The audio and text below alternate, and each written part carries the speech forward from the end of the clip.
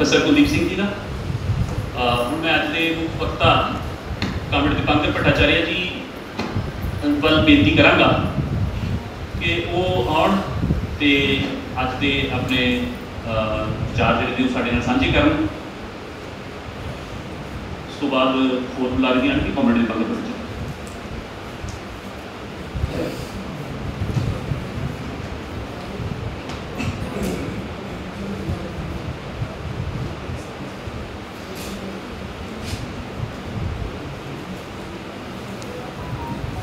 सभी साथियों को जय भीम लाल सलाम। सबसे पहले अपने साथी कामरेड स्वपन मुखर्जी जिनकी याद में भी आज हम लोग यहाँ इकट्ठे हुए हैं, तो पंजाब के साथ हमारी पार्टी का सबसे शुरुआती दौर से कामरेड स्वपन जी के जरिए ही जुड़ाव बना था और 2016 में 5 सितंबर के दिन बहुत प्रीमैच्योर उनका डेथ हुआ। तो आज कल 5 तारीख को हमने उनकी 9वीं बरसी पूरे पार्टी ने प्रदेश में याद किया।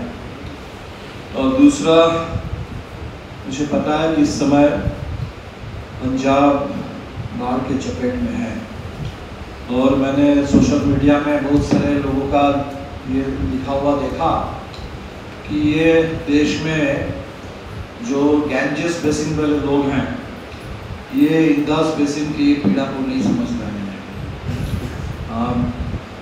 बिहार हमेशा हर साल बाढ़ को झेलता है, असम लगभग हर साल बाढ़ को झेलता है और पंजाब में लंबे समय के बाद शायद इस तरीके की भयानक बाढ़ आई है। हमें लगता है कि उत्तराखंड हो, हिमाचल हो या पंजाब हो, ये जो बाढ़ की आज त्रासदी हम झेल रहे हैं, इससे बहुत सारे सवाल भी हैं हमारे पूरे देश के डेवलपमेंट स्ट्रेटजी को लेकर के। पूरे हिमालय पहाड़ उसके साथ हम जो छेड़छाड़ कर रहे हैं, पूरे कुदरत के साथ जो छेड़छाड़ कर रहे हैं, उसका भी बहुत बड़ा खामियाजा भुगतना पड़ रहा है उत्तराखंड में भी, हिमाचल में भी और मेरे ख्याल से और पंजाब में। तो ये बहुत सारी बातें हैं हमारे सामने जिसको लेकर हम लोगों को निश्चित तौर पर और संजीदगी के साथ काम करना चाहिए। और तमाम जो पंजाब के बाढ़ पीड़ित लोग हैं, मेरी पूरी संवेदना उनके साथ है और हम निश्चित तौर पर अपने साथियों से भी अपील करेंगे कि संकट के समय में हर संभव मदद उन तमाम बाढ़ पीड़ितों के लिए हमें करनी होगी। और इस देश में अजीब स्थिति बनी है जब से मोदी सरकार आई है, पंजाब में बाढ़ हो जाए, तमिलनाडु में कुछ हो जाए, ये जो तथाकथित ये कहते हैं नेशनल डिजास्टर, तो इनके जो नेशन की परिभाषा है, अब जहाँ भी कोई अपोजिशन रूल्ड गवर्नमेंट हो और खासकर पंजाब जैसा जो स्टेट हो, वो इनके वो नेशन के डेफिनेशन के बाहर है। और इसीलिए कभी भी कोई भी नेशनल रिलीफ, कोई भी इतने बड़े नेशनल डिजास्टर, इस पर आप नहीं देखेंगे कि मोदी सरकार की ओर से किसी तरह की कोई पहल है।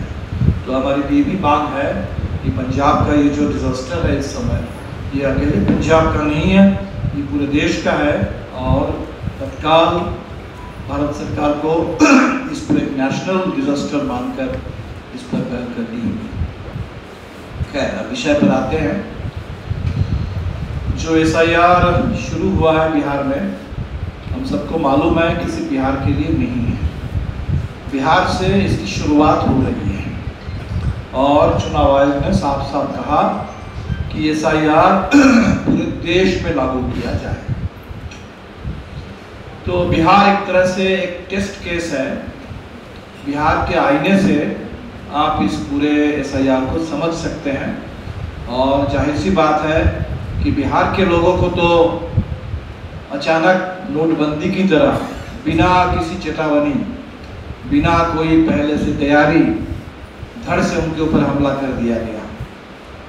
लेकिन देश के दूसरे हिस्सों में कम से कम हमें इतना फ़ायदा तो मिलेगा कि बिहार के बहाने पहले से हमारे पास इस पूरे SIR के बारे में एक समझ बनाने और कैसे इससे निपटना है, इसके बारे में भी कुछ तैयारी करने का हमें समय मिलेगा। तो जहाँ तक बिहार में SIR की बात है, तो चुनाव आयोग ने कहा है कि special intensive revision of electoral roll. अगर आप इलेक्शन कमीशन के मैनुअल को देखें, उसके इतने 1952 से जो उसके प्रैक्टिसेस हैं, उस पूरे हिस्ट्री को देखें, तो ऐसा SIR नाम की कोई चीज़ है ही नहीं। समरी, स्पेशल समरी रिवीजन है जो बिहार में हुआ था लोकसभा इलेक्शन के बाद। SSR समय समय पर इंटेंसिव रिवीजन भी होता है वोटर लिस्ट का, लेकिन ये स्पेशल इंटेंसिव रिवीजन ये अपने आप एक बिल्कुल नई बात है। तो खैर, नाम से भी ज़्यादा इसमें जो नयापन है वो उसके काम में है। चुनाव आयोग ने, हम तो कह रहे हैं कि संविधान पर हमला है, और चुनाव आयोग का कहना है कि ये संविधान ने ही हमें ये जिम्मेदारी दी है, हमें ये ताकत दी है कि हमें ये SIR करना चाहिए। तो चुनाव आयोग के तर्क को थोड़ा समझ लीजिए पहले, कि हमारे संविधान में वोटिंग राइट है। तो जो वोटिंग राइट है उसमें 3 बातें लिखी हुई हैं। एक कि भारत के नागरिक, कोई विदेश का नागरिक वोट नहीं करेगा, भारत के नागरिक वोट करेंगे। दूसरा 18 साल से ज़्यादा उम्र।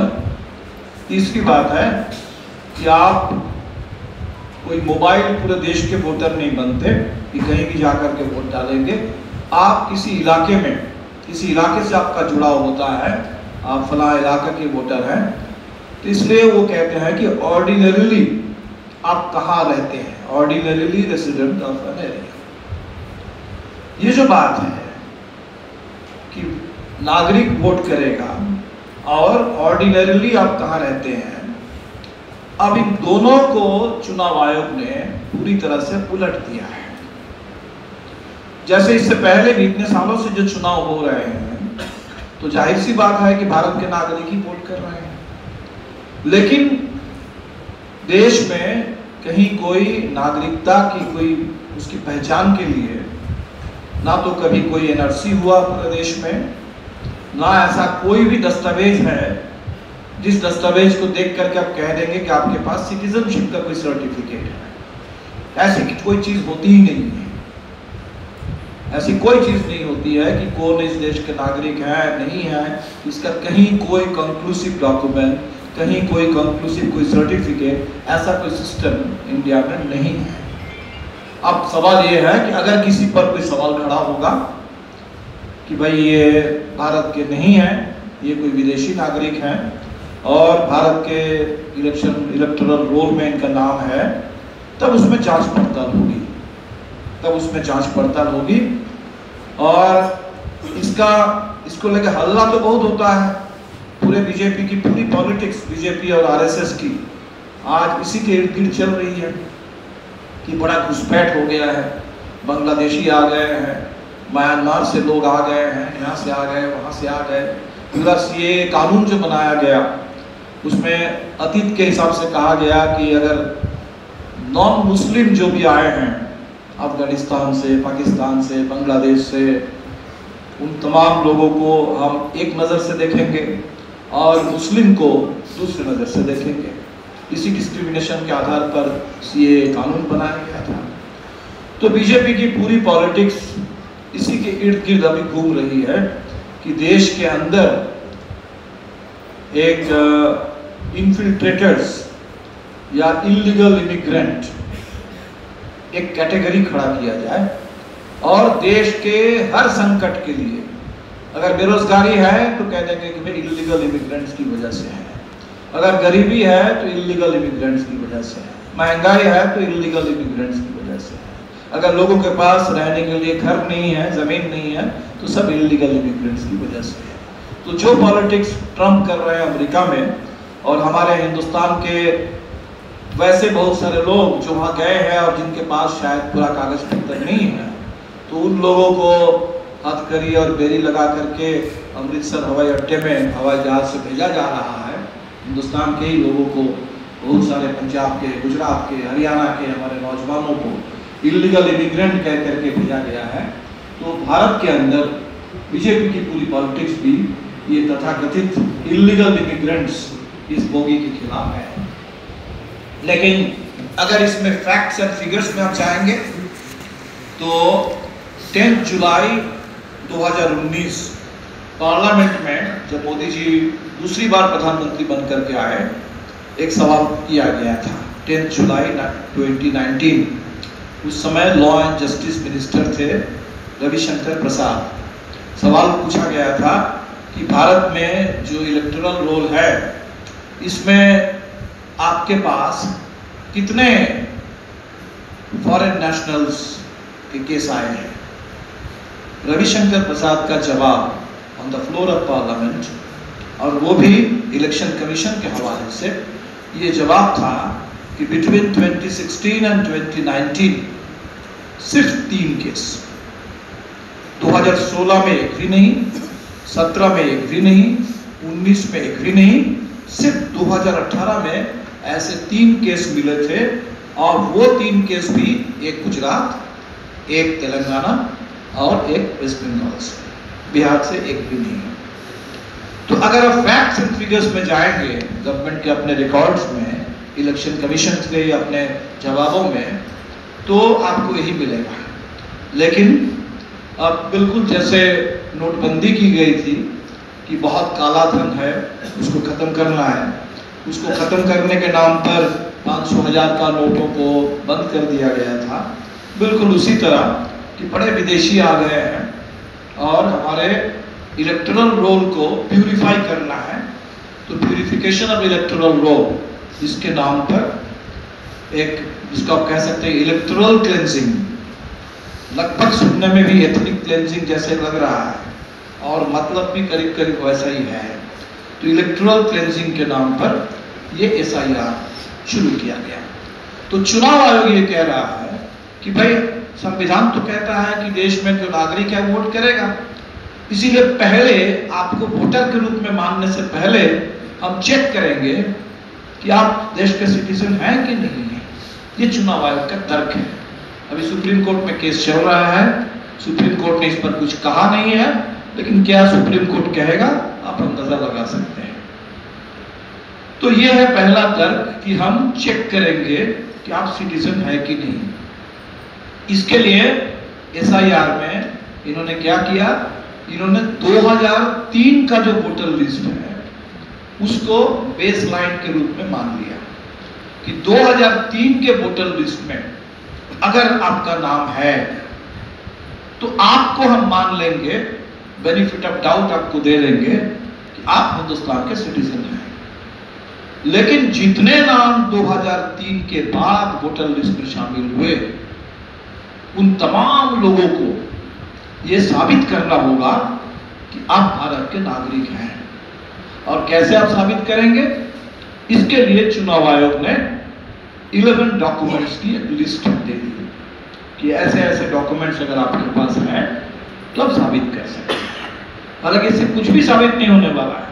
आप कहेंगे कि पासपोर्ट दे दीजिए, तो अब सब लोग जानते हैं कि पासपोर्ट भी फर्जी बनते हैं। आप कहेंगे कि भाई स्कूल का सर्टिफिकेट दे दीजिए, वो भी फर्जी बनता है। इसलिए किसी सर्टिफिकेट की तो कोई गारंटी कहीं भी नहीं है।